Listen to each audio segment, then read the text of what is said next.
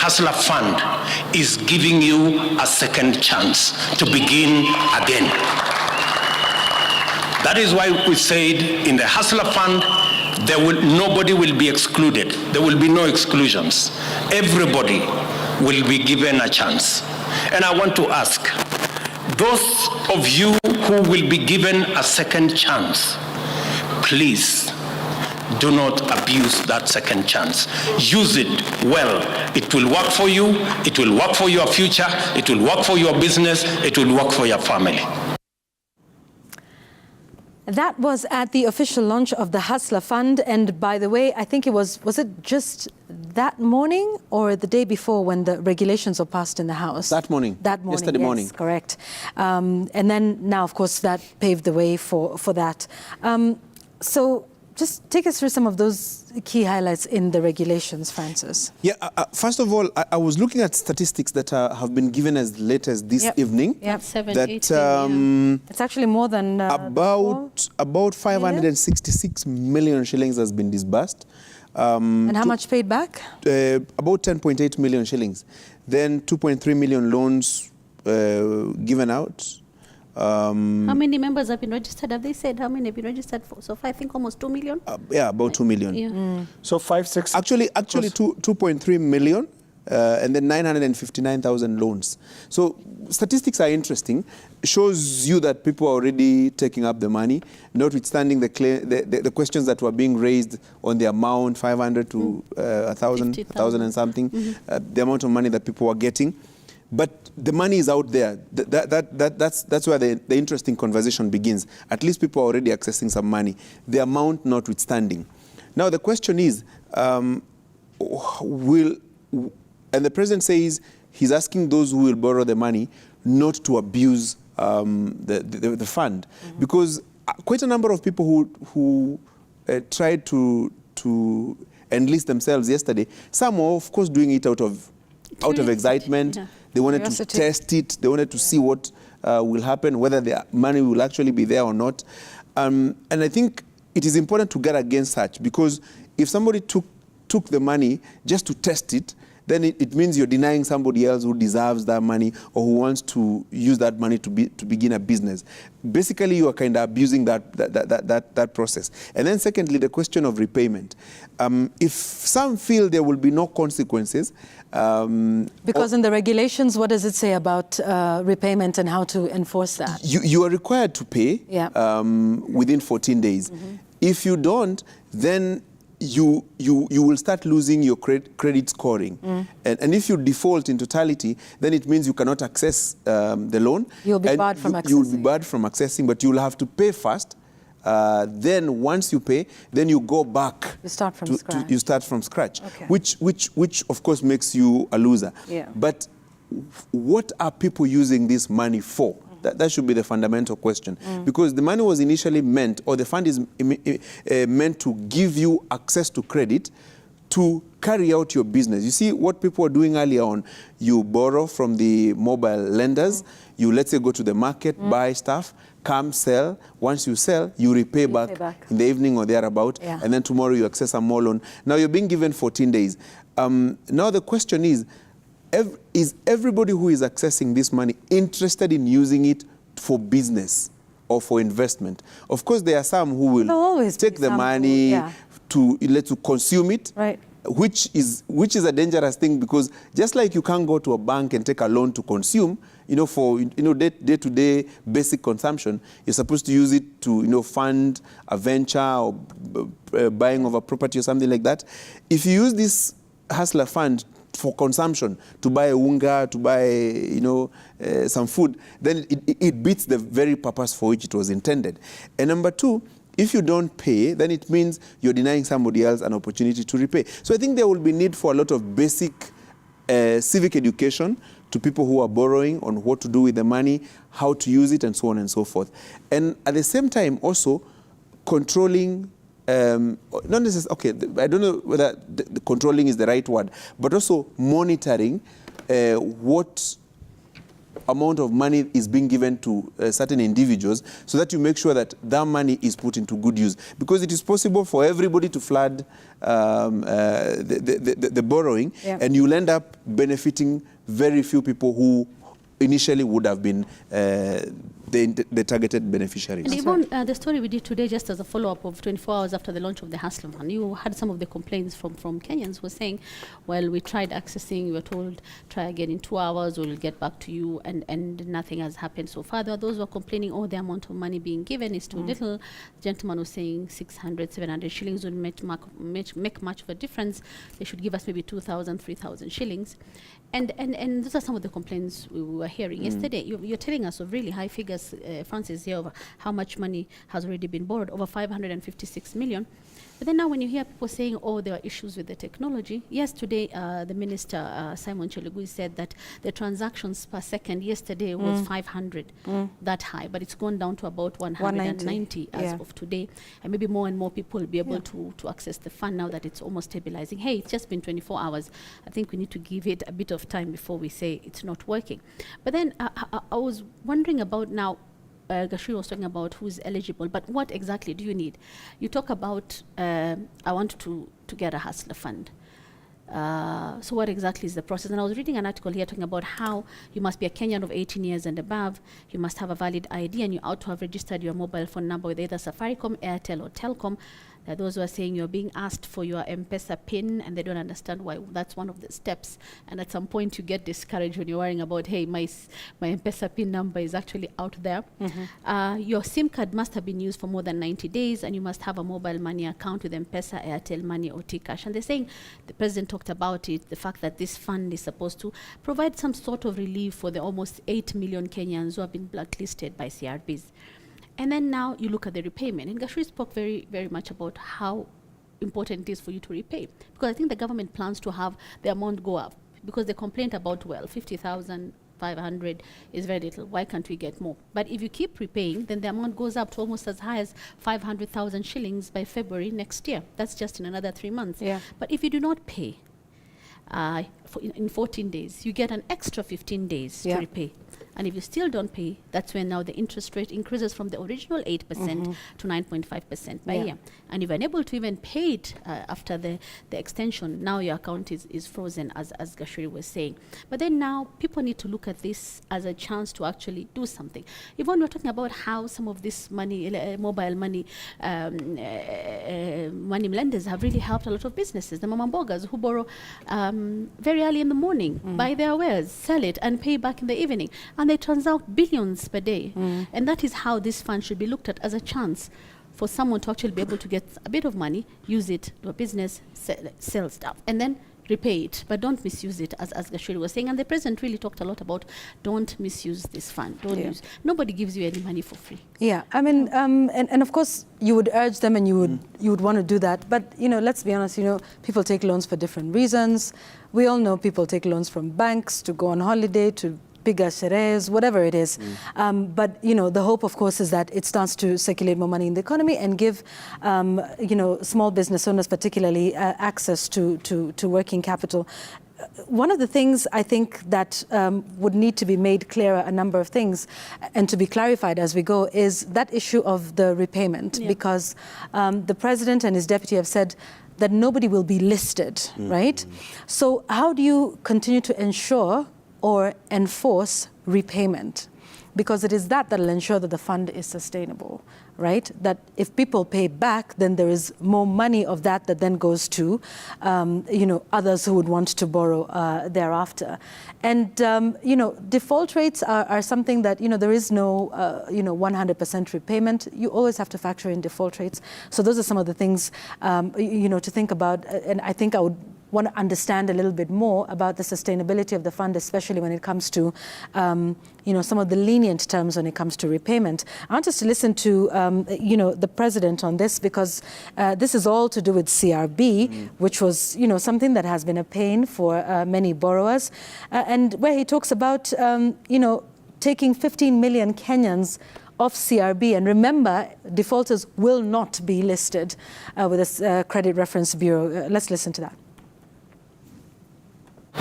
Wakenya zaidi ya milioni 15 wako kwenye CRB, na ndio hawa tumesema tunafanya kazi na all the lenders, wale ambao watu wanatoa mikopo, ili tuwafungue Wakenya hawa watoke katika hiyo minyororo ya CRB, na tubadilishe ile mambo ya access to credit, isiwe ni mambo ya blacklisting, iwe ni mambo ya credit scoring, so that everybody gets a chance to rework their credit scoring and to rework their present looking into the future. Right.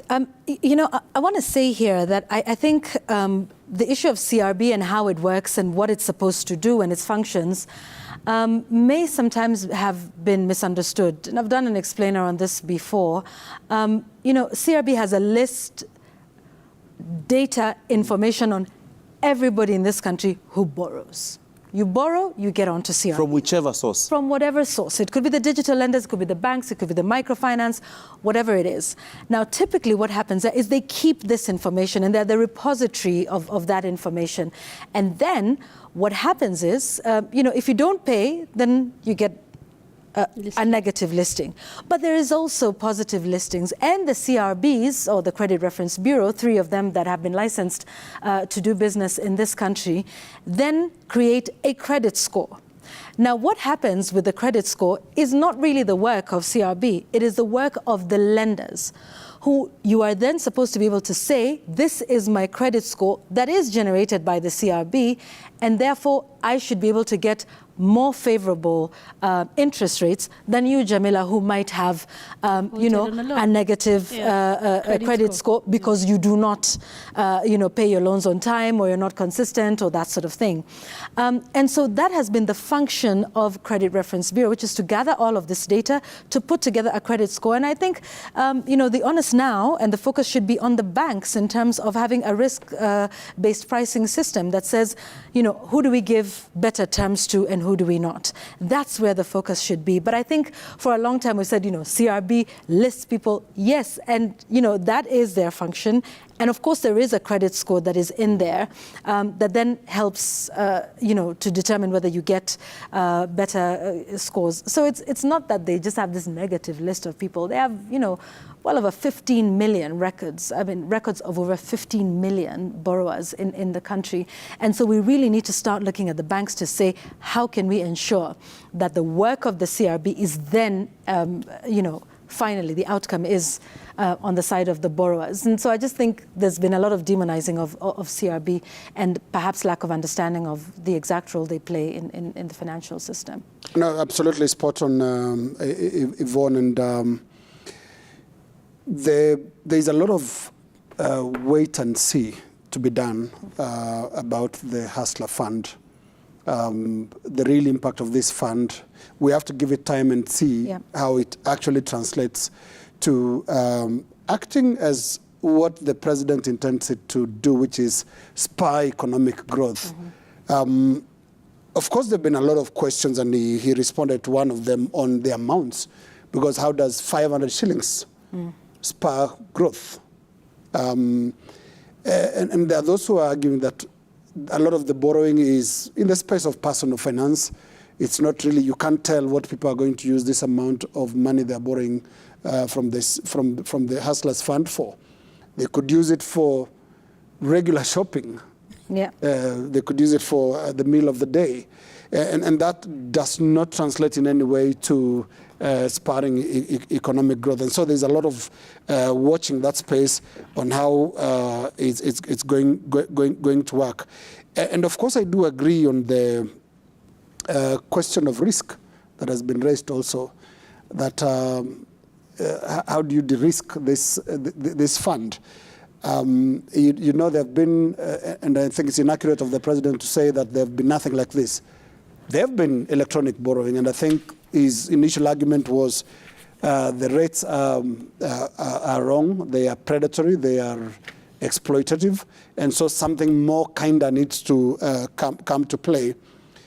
But we have to be aware of the risks, especially the greatest one, which is non-repayment. And at a casual look of how the fund so far operates, it will face similar problems just like the rest of the electronic lenders who have been facing. Remember the usiniwekee kwa hii, weka kwa hiyo simu nyingine, weka kwa hiyo simu nyingine. I don't know whether the Hustlers Fund will also run into this, because the Hustler Fund should not just assume that very good people are going to apply for the fund. They'll keep time. They'll repay in 14 days. Even well-intentioned people sometimes fail to repay their loans because of circumstances, because maybe what they borrowed it for did not work. It can go bust, and then you cannot be able to repay. And like you said earlier, the repayment is at the heart of the wellness of this fund. If there's so many defaulters, if there'll be too many defaulters, then this can really go the wrong way. It'll just be unsustainable. And the likelihood of defaulting is very high when the risks have not been taken care of. Because just saying, okay, we'll raise the interest rates to 9.5. If you've already failed to pay at 8%. 1.5, I can default. Let me default and try and repay 9.5. Nitangoja ifike 15 hata. Because that is, unfortunately, the ways of money. It's a very rough space. And I think those are the risks that we need to look out for. But again, so much to just watch and see how it works. There's an interesting element I was listening to yesterday, and I even saw an outline that was given by the National Treasury on some of the questions that people were asking and the answers they were giving. Yes, there's an element of savings in the fund and in the loan that you get. What I found interesting is that 5% of your loan goes to a savings plan, which the government matches. And 70% of that 5% goes to a pension account, and then 30% of that 5% goes to a short-term savings account. I've heard the president talk about developing a saving culture, get more money locally to even fund some of the projects as opposed to borrowing internationally. It's a great thing. The only issue is accountability, transparency, and consistency, because our country has not had a very good record of pension, especially public pension schemes and public savings schemes. It hasn't had a very good record. So the idea is to first, continue encouraging people to save, but at the same time assure them that whatever they save will be put into good use, and that stories of the past where public institutions that are charged with the responsibility of managing pension, managing such savings, have been very big cash cows for grafts. Every so often you'll hear a major scandal here, a major scandal there. I hope certain things, such things will be taken care of, and at the same time assuring everybody that your money is safe. 1, 2. If it is a repayment question, what happens to the defaulters? Is there an insurance for the loan? Is there an assurance? Because this is public money, and if you're paying taxes and that tax is being used to avail a fund which is meant to, kusisimua uchumi, it's a good thing, because it means more and more people will join the tax-paying bracket, and so there is an increased amount of money that is generated as revenue. But if there are no safeguards and mechanisms, it means good money from taxpayers will be put into a fund, then some people will end up abusing the fund, and so it will be good money being put into bad use. And I think, those are some of the things we will wait and see about how the fund is administered. And I think, the impact as well, because I'm pretty sure, this administration will be wanting to have better outcomes with the Hustler Fund than we have seen with Uwezo Fund, than with the Women Fund, the Youth Enterprise Development Fund, and a number of other schemes like the Credit Guarantee Scheme that was put in place during the COVID pandemic, and that was where basically the government would provide the security for you when you go to commercial banks to get a loan, because that's usually one of the requirements there. And there were reports sometimes for some business owners that you would go to the bank and you say, I want the one with the credit guarantee scheme. You take our commercial loan that is here. Those are some of the allegations with those. So there's been a mixed bag with previous, funds that have been targeted at the SME sector. Issues of low uptake, although the excitement with +254 hash has been, quite something over the last 24 hours. So there's been issues before with uptake. There's also been issues with, the impact of the fund and perhaps how easy it was to access it.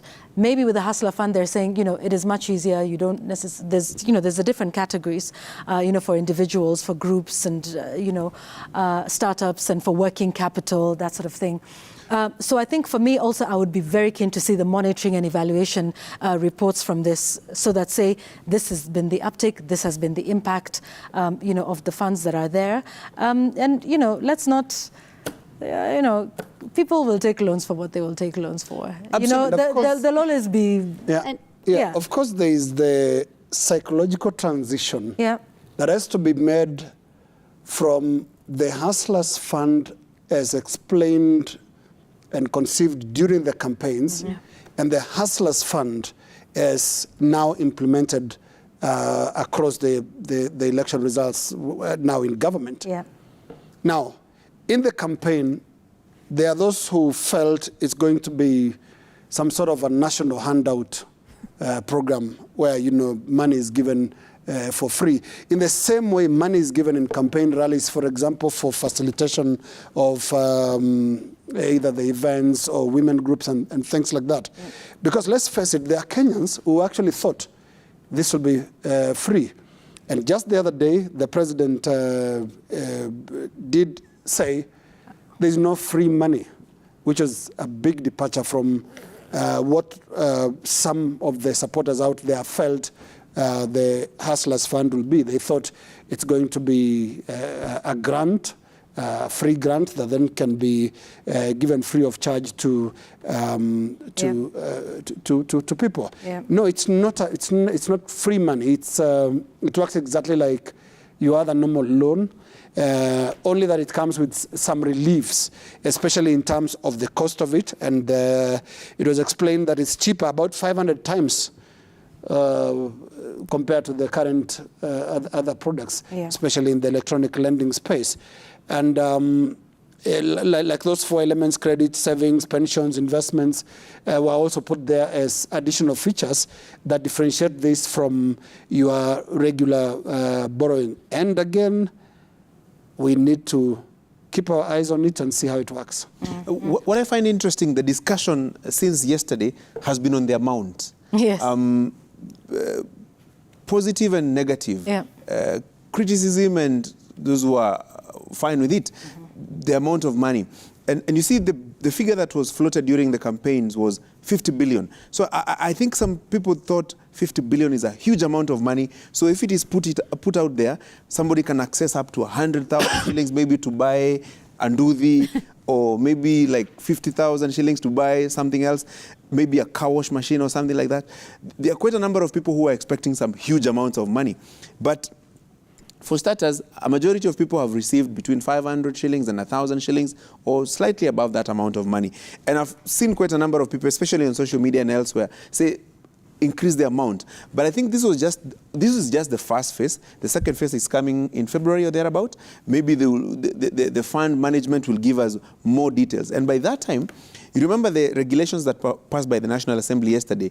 There is to be established a fund, a board that will a fund board that will manage the fund. That is yet to be done. So I'm sure we will get some more details in relation to that. Yeah. But even the 500 shillings to 1,000 shillings has also become a political issue. Those who are critical of the Hustler Fund are saying people are being lied to. But on the other hand, the government is saying those who are saying 500 shillings to 1,000 shillings is too little, then are not the targeted people. And I'm sure we can wrap this with the President and his deputy talking about the Hustler Fund and the amount. And even the popularity of digital lending and all that is because of the ease of accessing the money compared to now going through the traditional bank route or even the Shylocks, because we're, with the bank you have to go through this whole process to get a loan, and the Shylocks, the interest rates were crazy. But then now I was looking at an article here looking about what the central bank is now doing, publishing the Digital Credit Providers Regulations 2022, because they did a survey and realized over 50% of those who borrow actually do not pay back. And most of these digital lending platforms, really there's no regulation that actually just sort of like, anawaleta pamoja na kuweka in some sort of order. But I think with the amounts of money that Kenyans transact every single day, almost 2 billion with this digital lending apps, tells you how desperate they are to actually do something for themselves. And you say, the survey showed actually people borrow for what? For rent, for bus fare, for the small businesses, daily things that they need to, so that it can be able to have some semblance of normalcy in their lives. People are still struggling with the effects of COVID-19. Businesses that were lost at the time are not back. That's why a lot of people actually do borrow the small amounts that they do, because they're trying to find a way to bring back food to the table, pay fees, and just do the daily things that people work for. So I think this is a good opportunity for people to get a bit of money, but then now just borrow money for the right reasons. For the right reasons, And you know, the Central Bank of Kenya actually is now licensing, regulating and supervising digital lenders, and all of them are now getting licensed by the CBK and therefore coming under the ambit of that. Remember, after all of those things about you know, people calling your contacts and that sort of thing. Being harassed. I hope that is dealt with, because sometimes you try to tell them, I don't even know that person, and they tell you, we will call you until you find that person. So sometimes it becomes very difficult. So I was talking about the divide over the amount. And because like many other things in our country, it becomes very, very political. And the president and his deputy had something to say about the amounts. They defended it. Yes, let's listen. By accepting the terms and conditions. 80% of those Kenyans on CRB are on CRB because of 1,000 shillings. Majority of them less than 1,000 shillings. If you thought 500 or 1,000 shillings was nothing, it is what is keeping 10 million Kenyans on CRB. You should begin to think how 500 or 1,000 shillings can keep 15 million Kenyans on CRB if it was nothing. Kwa hivyo wale wenye pesa mingi, mabwenyenye na wale watu wa familia kubwa kubwa, nyinyi muende kwa banki hizi kubwa, mchukue pesa huko, mupeleke title, mupeleke logbook, mlipe 13%, 14%, muende huko, mumalizanie huko na wale watu wa kiwango yenu. Hawa mahasulas ya William Ruto hawana logbook, hawana title, ni simu peke yake na yeye mwenyewe ndio waweze kusaidika. So we are asking, please, let all critics and theorists and analysts give the hustler nation a break. Well, give the hustlers a break. And it was a very spirited defense from both the president and his deputy, because you may remember this was a key plank of their campaign, that they are going to focus the economy. They called it bottom-up economics. And one of the things that they used as a central pillar for it is the Hustlers Fund. And so it's not a surprise to see them defending that with a hint of a continuation of the campaigns.